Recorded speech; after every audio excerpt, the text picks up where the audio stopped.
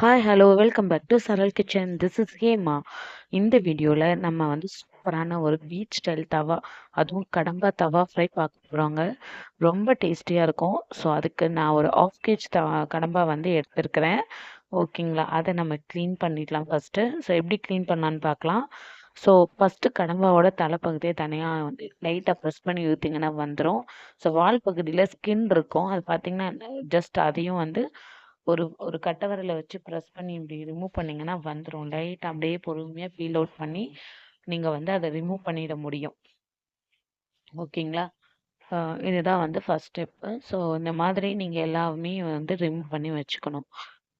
பார்த்தீங்கன்னா தெரியும், ஸ்கின்னை தனியாக தூக்கி எடுத்து போட்டுருங்க.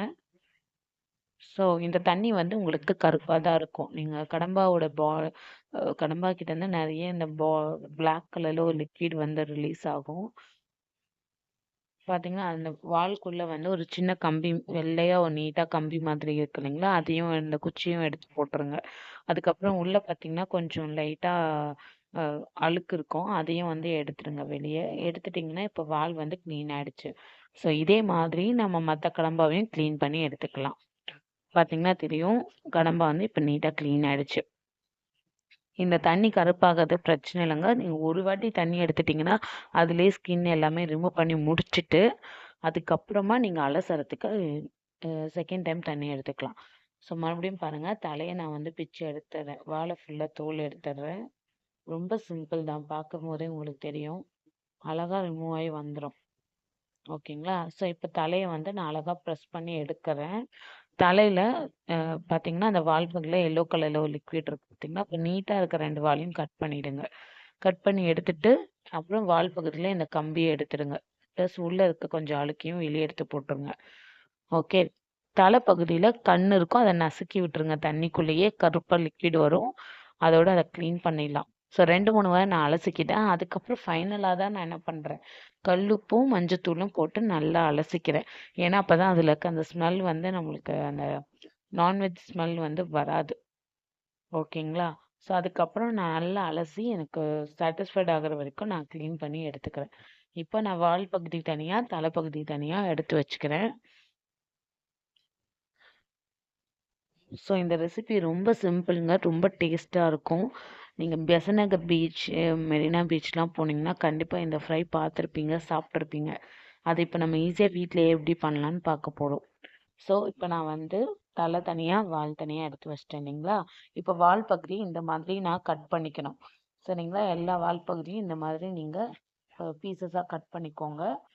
கட் பண்ணதெல்லாம் பார்த்தீங்கன்னா தெரியும், இந்த ஷேப்பில் நீங்கள் கட் பண்ணிக்கலாம். கட் பண்ணதுக்கப்புறம் இது எல்லாத்தையும் நான் எடுத்து மசாலா போட்டு மிக்ஸ் பண்ண போகிறேன்.